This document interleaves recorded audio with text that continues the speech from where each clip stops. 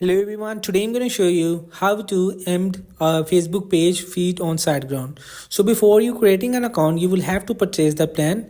And if you want to buy to premium or subscription of SiteGround, please go through the link in description. You will get a referral code from me. And after creating your account, so we will download and use the social media links blog and field module. So to install it, you should go to the extend menu and then click on install new module. So just tap on it, and after browse for the plugin installation file and click on install. So then social media links blog and social media links filed, make sure to place ticks on them both and press to install.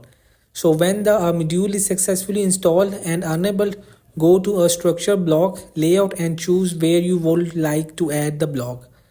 So just tap on save it button. So we will add Facebook aimed comments, but it's the same if you want to add a Facebook like button, Twitter feed or different widget on this. So just tap on custom. To begin, go to structure block layout custom and block and click on it. So once you are ready, click save and add the custom block to your footer, top bar or other block of your website.